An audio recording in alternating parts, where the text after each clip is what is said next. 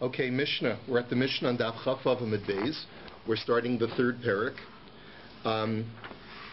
Our Mishnah lists a number of halachas having to do with what is defined as food for various halachas.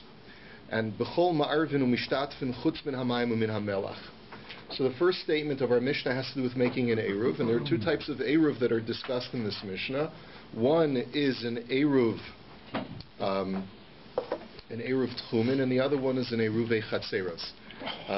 Eruv tchumen, of course, as we know, is what you need to deposit. You need to deposit a parcel of food outside of your own domain in order to be kona shvisa, in order to acquire domain somewhere else.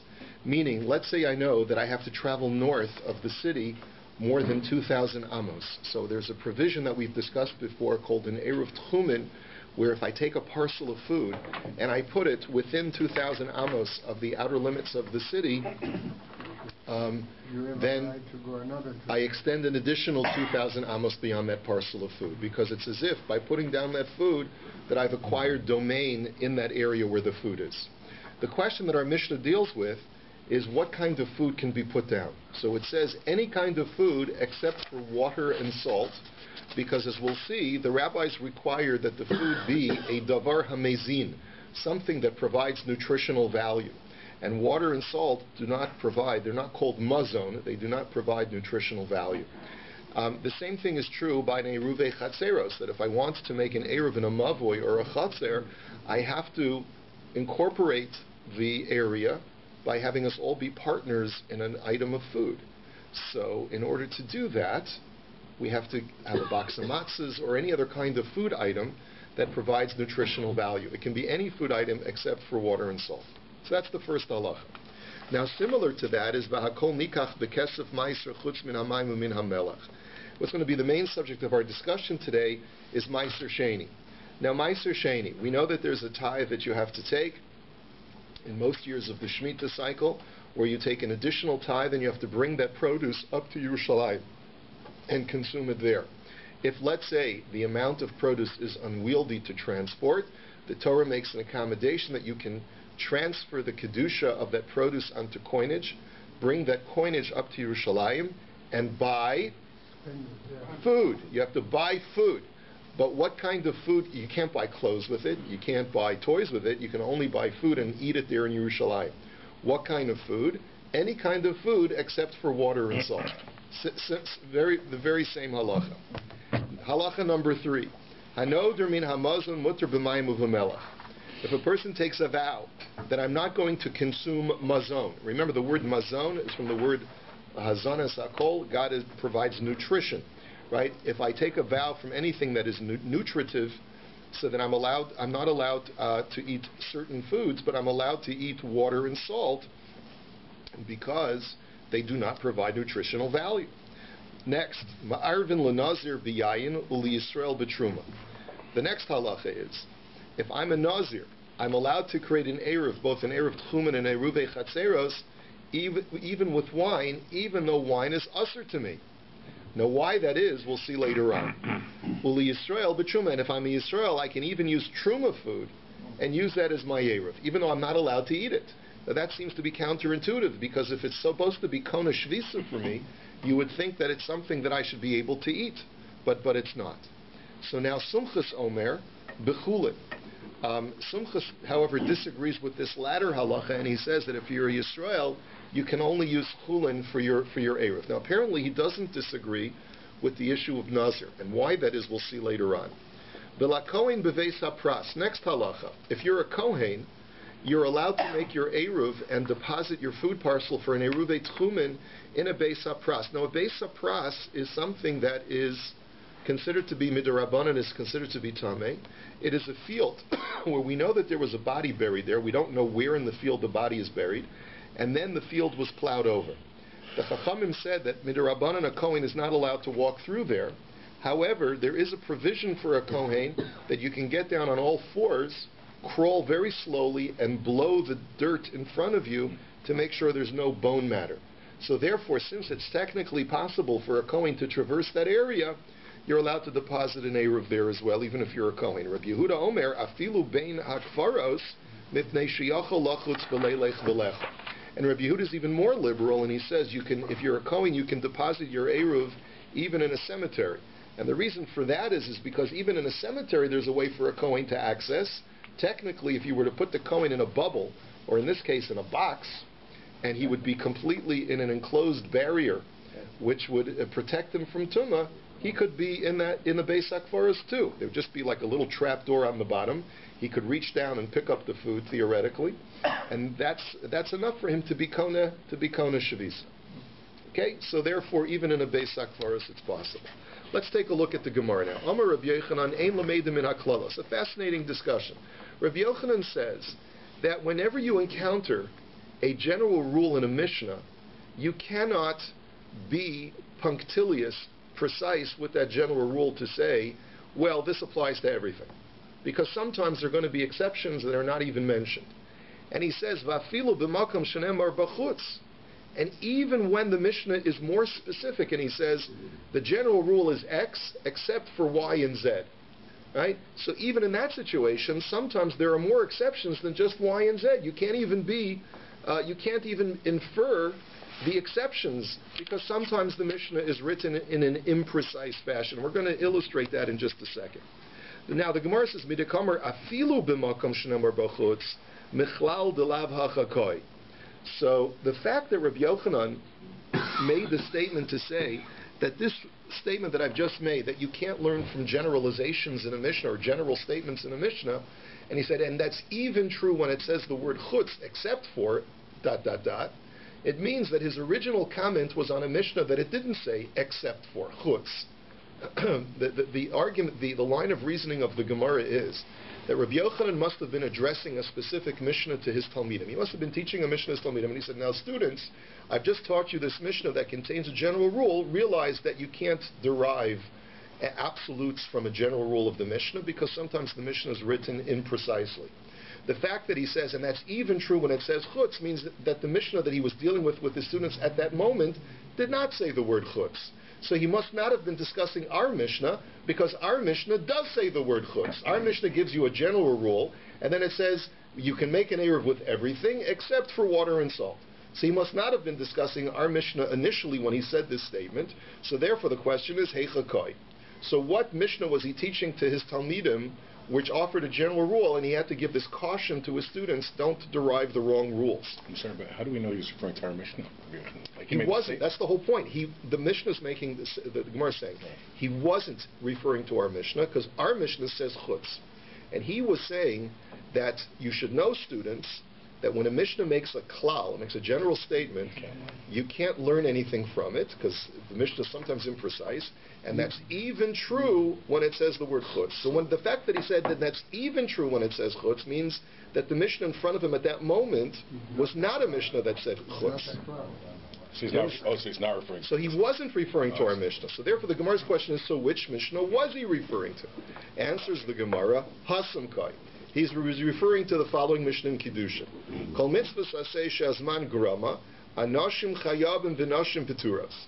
That any positive time-bound mitzvah, men are obligated, women are exempt. We know this is a very famous halacha.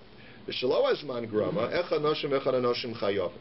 And if it's not a time-bound positive mitzvah, if it's a positive mitzvah that's not time-bound, so then both men and women are obligated. So the Gemara now says we're going to prove that both parts of this statement are not absolute. There are exceptions. You mean to tell me that it's an absolute rule that any time a positive mitzvah is time-bound, women are exempt? I'll show you 3 examples where that's not the case. One we just celebrated, which was Pesach. Women are obligated in matzah, and we learn that from the fact that the Gemara makes a connection between the Isser of Chametz and the obligation to eat matzah. And the Gemara derives that anyone who's prohibited to eat Chametz is obligated to eat matzah. So you see that since women are prohibited from Chametz, they're obligated to eat matzah. The mitzvah of Simcha is the mitzvah of, the Torah says, on Yontif you have to rejoice. And the Torah says, V'samachta ata uveisecha, you and your household. And the Rambam even says, it's not a very well-remembered halacha by men, but the halacha is that in order to cause your wife to rejoice, you have to buy her jewelry and fine clothing for Yontif. I hope you did that mitzvah to make sure that your wife would rejoice before the holiday. But you see that, and I hope there are no women listening in on this Gemara today. And then the third mitzvah is the mitzvah of Hakel, and which the Torah says is also a time-bound mitzvah. And it says that once every 7 years you have to gather on nashim v'taf, men, women, and children, and you have to read the book. The king has to read the book of Deuteronomy for them from the temple. So we see that it's a time-bound mitzvah that women are obligated. These are 3 examples of time-bound positive commandments that women have to do. There are more, but the point is that the Gemara says you see that it's not a general rule that is always true. And the mitzvah says shazman grama v'nashim chayavas. And then the Gemara says, in the second part of the statement is also not always true. Because the chol mitzvah says shelo azman grama nashim chayavas. You mean to tell me that if it's a positive commandment that's not time-bound, women are obligated? Hare Talmud Torah priyo reviyo pidyon aben. The mitzvah says shelo azman grama v'nashim peturos. I'll give you 3 examples where women are exempt, even though they're not time-bound. One is Talmud Torah, because the Torah says v'limadatem osam es b'neichem. You teach your sons. You're a putter from teaching your daughters Torah. So you see that women are not obligated in Talmud Torah. The next one is pidyon aben. Pru'urvu rather. The mitzvah of pru'urvu, the Torah says in the book of Genesis, pru'urvu umilu es haaretz v'chiv shuha, that God tells man, be fruitful and multiply and conquer the earth. Now, who conquers? Man is subject to conquest. Woman is not subject to. Woman is not a conqueror, and therefore we see that the pasuk was addressing the male, was not addressing the female. And then the third mitzvah is pidyon aben, because the Gemara learns from the verbiage of the pasuk that only someone who himself is subject to the redemption is obligated to the mitzvah to redeem his son.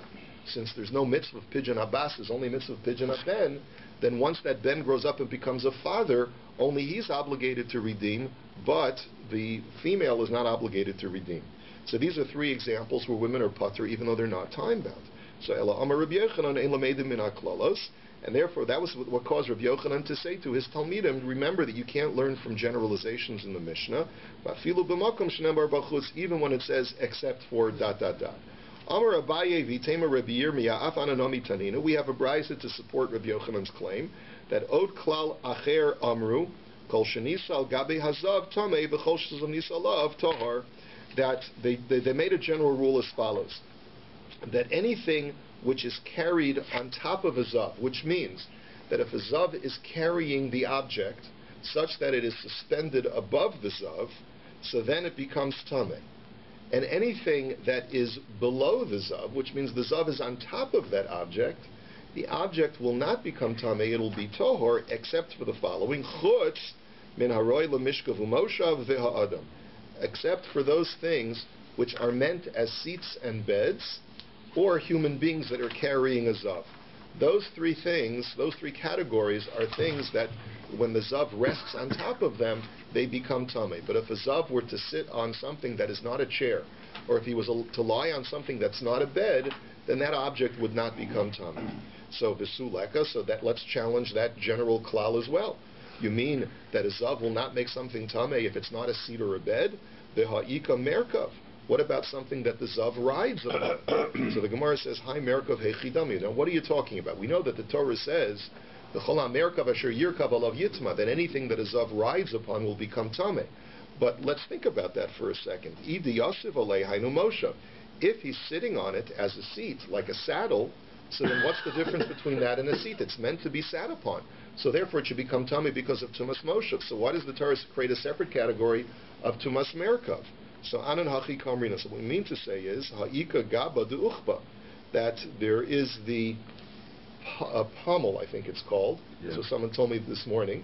You know, when you ride a horse, there's that knob that protrudes out of the front of the saddle that you hang on to, right? So what if a person were to sit on that, as uncomfortable as that may sound, but if you were to sit on that instead of sitting on the saddle, that's what contracts tumas merkav and not tumas moshe, because it's not meant as a seat. The Tanya ha'ukav tamei moshe v'hatofus tamei merkav. As the Brisa says explicitly, that if you sit on a saddle, it becomes tamei through tumas moshav, and if he sits on the pommel, it becomes tamei through tumas merkav. So you see that the general rule is not always true, because you see that even though the Brisa over there says that the only thing that becomes tamei from a zav is something that's meant to be sat upon, We've given you an example that's something that's not meant to be sat upon, and yet it still becomes tamei. And you see, therefore, that you can't learn from generalizations in a Mishnah or Brisa, even when it says, except for ... Amar Ravina v'temer of Nachman atan amitanina. We also have a Mishnah or a Brisa that supports this, and that's our Mishnah. B'chol ma'arvin u'mishtatfin chutz min ha'mayim ve'amelach. V'chulei. The Gra puts in the word v'chulei because the Gra learns that this whole discussion that the Gemara is now presenting to us is not about Eruvin, but rather about Meiser Sheni. That the Mishnah had said that you're allowed to make an Eruv with everything except for salt and water, and it also said you're allowed to purchase any food item in Yerushalayim with your Meiser Sheni money except for water and salt. Now, the Gemara says, V'suleka, you mean that that's the only thing that you're not allowed to purchase with Meiser Sheni money is water and salt? V'ha'ika kemenu pitrios. What about mushrooms and truffles? As we're going to see later on, there's going to be a whole discussion that anything that's not considered to be a pera, that it doesn't get its sustenance from the soil, is not something that you can purchase with Meiser Sheni money. Mushrooms and truffles get their sustenance from the air, not from the soil. And therefore, according to an opinion that we'll see shortly, you cannot purchase them with Meiser Sheni money. So therefore, you see that it's more than just water and salt. So you therefore conclusively see that you can't learn from generalizations in a Mishnah, even when the Mishnah specifies except for ... Hakol nikaf bekesef meiser chuli. Now let's analyze the whole discussion of what you can use Meiser Sheni money to purchase in Yerushalayim. Rabbi Eliezer v'Rabbi Yossi bar Chanina chad masni ha'eruv v'chad masni ha'meiser. We have these two, Rabbi Eliezer and Rabbi Yossi bar Rabbi Chanina, two Amoraim, who are now going to have a discussion or make a statement. One learns that the statement applies to Eruvin, and the other one learns that the statement applies to Meiser Sheni. Chad masni eruv lo shna ela mayim b'fnei atzmo melech b'fnei atzmo de'ein ma'arvin avol b'mayim melech ma'arvin. So the one who says that the statement applies to Eruvin stated as follows: that the only time that you cannot use salt and water to make an Eruv is only when you're dealing with salt alone or water alone. But if you have a mixture, if you have salt water is significant enough to allow you to make an Eruv Tchumen or an Eruv Chatzeros with salt water. The Chad Masni Amaiser. Lo Shanu Elamayim B'fnei Atzmo Melech B'fnei Atzmo De'ein Nikachin Avol Mayim Umelech Nikachin B'kesef Meiser. And the other Amora said that no, the halacha was stated regarding Meiser Sheni money. When we said that you cannot use Meiser Sheni money to purchase salt and water, that's only when they're not mixed together. But salt water is significant enough that of a food that you can purchase it with Meiser Sheni money. Man de Masni Amaiser Kol Shekena Erev. He says, if you learn that the statement was made regarding Meiser Sheni money, then certainly you could use salt water for an Erev. However, Uman de Masniya Erev aval Meiser lo. But if you learn that the statement was only made on an Erev fine, because an Erev there's no limitation as far as what the food can be, so there's less limitations than Meiser Sheni. But with Meiser Sheni money, the Torah requires you to use it to purchase produce. And we'll see what the definition of produce is very shortly. You'll see that produce doesn't just mean those things that grow from the ground, because a living being is also considered to be produce in a sense. So we'll see. But at least salt water will not be able to use. Now, my taima pay rabba'inan, because you need to have produce. Now, ki asa Rabbi Yitzchak masni meiser. Now, Rabbi Yitzchak learned that the statement was on Meiser Sheni, that he learned that you can use salt water as a purchase from Meiser Sheni money. So let's challenge that. Heyed Rabbi Yehuda ben Gadish l'fnei Rabbi Eliezer shel beis Abba Yilok Chinsir bekesef Meiser. That you have a discussion with two Tanoim. One is Rabbi Yehuda ben Gadish, and he testifies to Rabbi Eliezer that in his family home, in his father's home, they used to take Meiser Sheni money and purchase salt water with it. Amar lo shema lo shamat ela keshakir ve'dagim u'ravin bahen. He says, Rabbi Eliezer, I can't believe that they would permit such a thing, because salt water alone is not okay. It must be a briny solution that was used to preserve fish, and therefore it had fish guts in it. And because fish you can purchase with Meiser Sheni money, that was the rationale that your father permitted to purchase this briny solution. Va'afilo Reb Yehuda ben Gadish lo kamer ela b'tzir d'shumna d'peirahi avomayim u'melech lo. And even according to Reb Yehuda ben Gadish, who testified that the name of his father, even his kind of brine, which is, I guess, doesn't have actual fish matter in it, but it has fish oil mixed in it because it was used as a solution to preserve fish. So maybe it's according to both Tanoim, how can they live with this suggestion that you can use clear salt water to use with Meiser Sheni money? How can you purchase it with Meiser Sheni money if there's no animal product in it whatsoever? That's the kasha. So Amar of Yoseph, Lo nitzracha ela shenosan l'sochan shemen. The answer is that the only time that we permit you to purchase salt water with Meiser Sheni money is if there's some oil mixed in with it. So, and that's what we mean to say that you can use salt water. It's got to be salt water with a little olive oil mixed in with it as well. So the Gemara says, Amar le Abaye v'teipa klei mishum shemen. Well, if then that's the case, then obviously you can use Meiser Sheni money because it's got vegetable product in it. The Gemara says, no, you don't understand. Lo tzricha shenosan demei mayim u'melech b'havla. The chiddush that we're telling you is that let's say you've got this salad dressing, right? It's a vinaigrette, right? So it's got a combination of oil and salt water. Now, you go to the store and you want to buy it. How much does it cost? It costs $3. I've got $3 of Meiser Sheni money. You might argue that there's only $1 worth of oil in it, so I'm only allowed to use $1 of my Meiser Sheni money, and I got to take out $2 of regular money in order to purchase the salad dressing. The chiddush is that since it's a mixture, I'm allowed to spend all $3 of my Meiser Sheni money to purchase this salad dressing that's a mixture of salt water and oil. That's the chiddush. So the Gemara now says, Uvahavla amishari. How do you know that that's permitted? The Gemara says, yes it is, because the Hatanya, as the Brisa will demonstrate, Ben Bagbag Omer, Babokar. Now, in order for us to understand the following Brisa from Ben Bagbag, we have to look at the pasuk very carefully.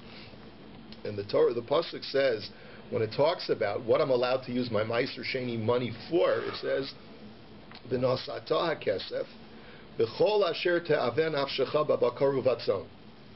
You can spend the money on anything that your soul desires, and then it lists specifics. It says babakar, you can use it for cattle. Uvatzon, you can use it for sheep.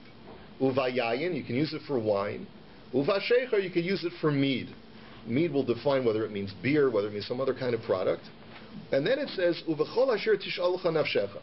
And you can use it for anything that your soul seeks out. So this is a classic klal uprat uklal. If you notice the structure of the pasuk, it starts with a general statement, anything that your soul desires. Then it lists 4 pratim, 4 specific examples. And then it says, Uvechol asher tishalcha nafshecha. It ends with a klal. We're going to analyze that momentarily, but let's look at the specifics first. So what does the word babakar come to teach? It says, Ben bagbag malamed shalochin bakar al gav ora. This tells me that if a cow costs $1,000, even though part of the expense of a cow is its hide, and a hide is not edible, you're allowed to use $1,000 worth of Meiser Sheni money, even though you're only getting $900 of meat, let's say, or $800 of meat. Uvatzon, similarly, a sheep. That tells me that even though you're getting some value in the fleece, which is non-edible, you can still use all the Meiser Sheni money to purchase a sheep. Uvayayin, malami shalochin yayin al gabi kankano. What does the word yayin teach me? That even though you're paying a little bit of the Meiser Sheni money for the bottle, and not for the wine, and the bottle is not edible, that's still permitted. And uvashechar malami shalochin temed misha hechmitz. This teaches me, now temed is a kind of like raisin wine, or it's really not so much raisin wine, but what they would do is they would take the wine pulp after the wine was pressed, they would take the seeds and the skins, and they would pour water over it, and because the water would then ferment and draw out the flavor of the residue, and that would be called temed. It's like a cheap man's wine. And once it ferments, it's a beverage.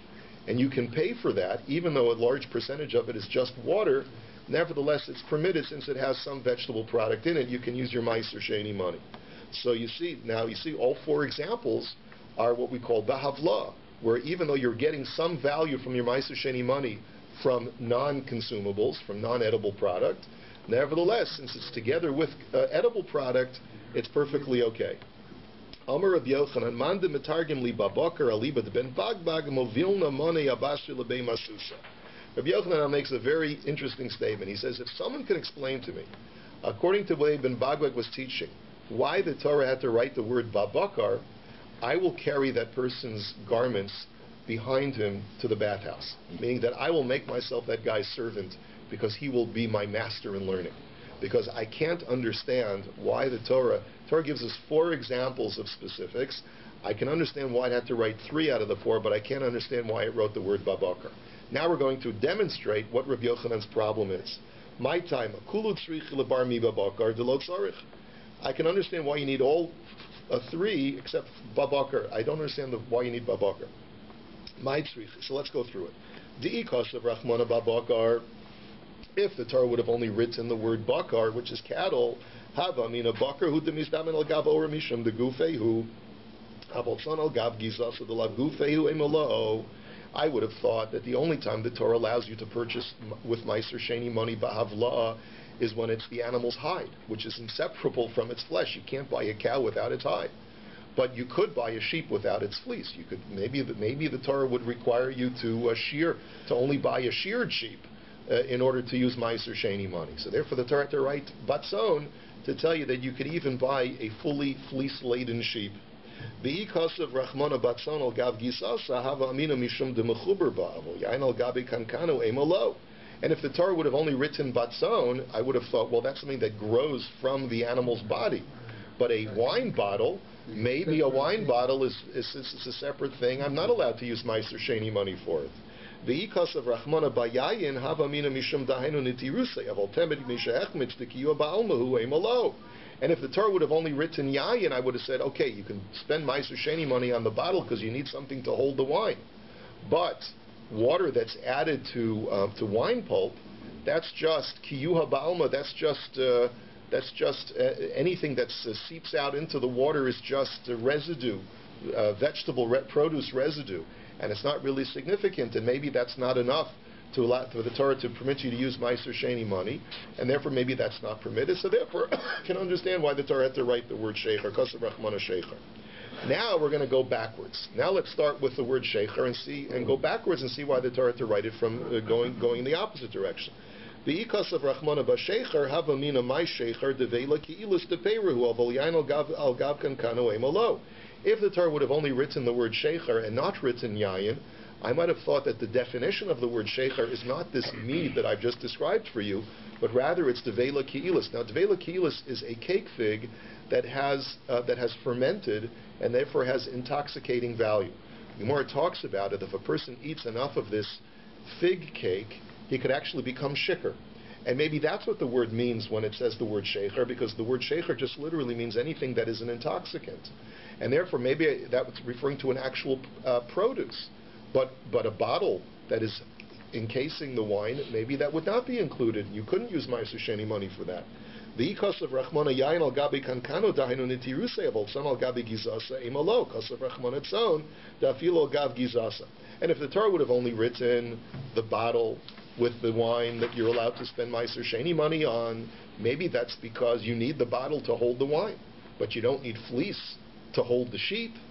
You could just as easily buy a sheep without its fleece, and it's perfectly healthy. So therefore, the Torah had to write the word batzon, babakar lamali. So now the question is, well, then why did the Torah have to write the word babakar? I can understand why it writes shecher. I understand why it writes yayin. I understand why it writes tzon. But why do you have to write babakar? So maybe I'll give you one answer. V'chitema ilod kasav rachmana babakar havaminat tzon al gabi ora in al gav gizasolo, and therefore kasav rachmana babakar lasuye oro. So, because if the Torah would have only written tzon, maybe I would have thought that when the Torah permits me to pay for a sheep, it's only a sheep without its fleece. And when the Torah permits me to purchase a sheep, it's only when it has its hide, right? And therefore the Torah has to write babakar to tell me that what? Isolate tzon lasuye gizasa. that the Torah has to write Babakar to tell me that the reason why it's writing Tson is to tell me that you can even buy the sheep together with its fleece with the Meiser Sheni money. Ilo Kasav Rachmana Bakar Lo Havamina Tson Al Gav Ora in Al Gav Gizasolo. So the Gemara says no, that's not a good argument, because if the Torah would have only written the word Tson without Babakar, I would not have made the assumption that the Torah is only permitting me to buy the sheep with its skin and not with its fleece. The imkain lichtov rachmana bakar the memela eiser leibson. So he says, because if that's what the Torah was trying to convey, that you're only allowed to buy a sheep with its hide and not with its fleece, then use an example of an animal where the conveyance is much more clear. Choose an animal that doesn't have fleece to show me that as an example of an animal that you can only buy with its hide. Why choose a sheep that has not only hide but fleece? If you wanted to tell me that you're limited to only buying an animal together with its hide but not with its fleece, then don't choose a sheep as an example. Choose a cow, because a cow doesn't have fleece. And therefore, v'kevim d'kosav rachmon et son da'afil agav gizosav abakar lamali. Therefore, the fact that Torah writes Tson proves that not only can you buy an animal with its hide, but you can buy an animal with its hide and with its fleece with Meiser Sheni money. And now my question is, so why do you need to write the word Babakar? Because Hashta Tzon Lagav Gizosim is now Babakar Lagav Orami Baya. Because if I can now buy a sheep together with its fleece, I can surely buy a cow with its hide. And Hainu Dekama Rabbi Yochanan Manda Metargim Li Babakar Liba de Ben Bagbag Movil Namani Lebe Masusa. So now I understand why Rabbi Yochanan felt that he couldn't understand why the Torah has to write Babakar, and he said that if a person could explain it to me, I'll schlep his clothing to the bathhouse because that guy will really be my master. Okay, that was really an interlude. It was an aside. Now let's go back to our discussion of what products you can use, you can purchase with Meiser Sheni money. B'mai komiflagi Rabbi Yehuda ben Gadish v'Rabbi Eliezer v'hani tanoi dilakaman. Now, the Gemara is foreshadowing over here. The Gemara is going to tell us that in just a moment we're going to see a group of Tanoim who hold that you cannot use Meiser Sheni money to buy fish. Now, clearly, Rabbi Eliezer and Rabbi Yehuda ben Gadish hold that as long as the salt water has fish product in it, you can use Meiser Sheni money to purchase it. But we're going to see other Tanoim who hold that fish is not enough of a product, a food product, to use for Meiser Sheni money. What's the basis of that machlokes? Rabbi Yehuda ben Gadish v'Rabbi Eliezer darshi rubuye umiute v'hani tanoi darshi kloli uprati. Now, just to give you a background, we've seen this in our travels through Shas up until now, but let's just review. There are two schools of hermeneutics in the Talmudic world. The two schools, now what that means is that there were two traditions. It's really a very, very interesting discussion which needs to be unpacked further. But there were two traditions in the academies as far as how to derive halacha from the psukim. One yeshiva had a tradition, or one group of Talmidim had a tradition, that the way you look at when you have this structure like we have in our pasuk of general statements, specifics, and general statement, is that you use the principle of riboy miut v'riboy, which means that the general statement is limited in only one aspect by the specifics, which means that the general statement is true and covers all things that are subsumed under the general category. And when it lists the specific items, the mi'utim, the specific limitations of these specific examples, it's only coming to limit in one respect. There was another school of hermeneutics in the yeshiva which had a different tradition. And they said when you have this structure, it's called klal u'pradu klal, and therefore ein lecha bichlal elamasha bifrat, that the specific examples completely define and limit what the general category is referring to. The first school said, no, the specifics only limit you in one aspect, and the second school said, no, the specifics limit you completely and completely define the general category. You'll see from this example that we're going to give in this machlokes, you'll see how this translates into a real case situation. So let's explain. Rabbi Yehuda ben Gadish v'Rabbi Eliezer darshi ribuye umiute, they're the first school of hermeneutics, and they learn the pasuk as follows: V'nasata hakesef b'chol asher taben nafshecha riba. They look at the first clause of use the money for whatever your soul desires is the first general statement. Then they look at the four specific examples of cattle, sheep, wine, and mead as the specifics to limit in only one respect.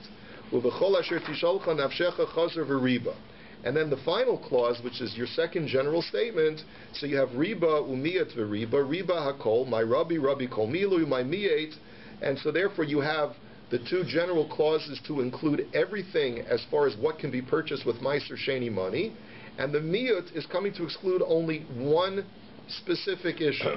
Umay miyat, according to Rabbi Yezer, what does it exclude? Miyat seer, it excludes brine that has fish matter in it. And Rabbi Yehuda ben Gadish miyat maimu melach, and according to Rabbi Yehuda ben Gadish, it only limits brine that has fish oil in it. But they both agree that fish itself, if you have a real fish, that's not just part of a brine solution, but mamish a fish can be purchased with meiser sheni money, because they say that the general category is more inclusive of just about every food item possible, with only one exception, and that's brine that has some fish mass in it. But the latter Tanoim, we will see in just a moment, exclude fish. They say that the specific examples in the pasuk are actually defining what the general category is. The Tanya v'nosata kesef v'chol asher taveh nafshecha klal. And the first clause, the first general clause, is the first general rule. V'abakru v'atzon v'ayayin v'ashecher, the four specific examples, that's the prat. V'chol asher tisholcha nafshecha chazer v'kolal. And then the second general clause, that's the second klal. Klal uprata, klal iya tadan elakein haprat. These pratim, the specifics, define the general category. Ma haprat miforash pri mi pri v'gidulei karka, av kol pri mi pri v'gidulei karka. That therefore, just like the four specific examples are things that are produced from other things, which means vegetables are produced from the ground, animals are produced from their parents, so therefore it includes living creatures and things that are organic and grow from the ground. And so too, the gidule karka, that they get their sustenance or nourishment from the ground. Plants and animals get their nourishment from the ground. Okay? So therefore, it only includes those things which get their nourishment from the ground. The Tanya Idach, we have another brisa that says, Mahaprat mefurash vlad vlados haaretz av kol vlad vlados haaretz. We have another brisa that says that the specific examples in the klal u'prata klal limits the general rule to things that were created from the ground, which means if you look in the book of Genesis and you see how God created the different components of creation, only those things that were created from the earth, from the soil, are included in what you can use meiser sheni money for. My beinayu, what's the difference as to whether you learn that it's something that gets its nourishment from the ground or whether it was created from the ground?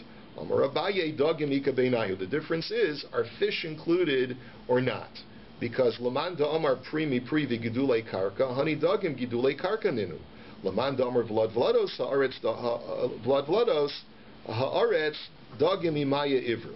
If you learn like the first brisa, which says that anything that gets its sustenance from the ground, well, fish do get their sustenance from the ground, says Abaya. But if you learn that it's something that was created from the ground, well, fish were not created from the ground. Fish were created from the water, if you look carefully at the psukim. So therefore, fish would be excluded according to this latter brisa of klal u'prata klal, but not excluded from the first brisa of klal u'prata klal. Frek the Gemara, Umi Omer Abaya, Dagim Gidulei Karkaninu, since when does Abaya say that fish get their sustenance from the ground? That's not true. V'ha'amar Abaye, Achal Putisa Loka Arba, Nimola Loka Chamesh, Sira Loka Sheish. Now, we're not going to go into all of the specifics, but if a person eats a sheretz, which is a swarming, crawly creature, you get malchus multiple times. Depending upon how many times you get malchus, it depends on what kind of sheretz it is. So the three examples are that if you eat a potisa, which is a sea sheretz, it lives in the ocean, so you get malchus 4 times. If you eat an ant, you get malchus 5 times, because there you have to include the isser of the chol hasheretz hashoretz al haaretz, an animal that swarms on the ground or gets its nourishment from the ground. And chama and sira lo keshesh, and a sira, which is a flying insect, it's a wasp, If you eat that, so then you get malchus 6 times. Now, according to your argument, Abaya, that a fish gets its nourishment from the ground, the imisa putisa namilil kemisham asheretz asharetz al haaretz. You should get additional malchus for a sea creature as well because it gets its sustenance from the ground. It should be included in ashkol asheretz asharetz al haaretz.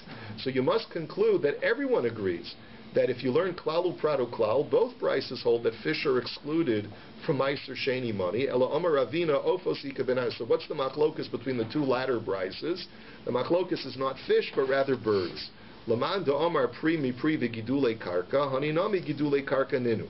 If you learn that the issue is where does the creature get its sustenance from, so birds get their sustenance from the earth because they eat worms, they eat plants, and so forth.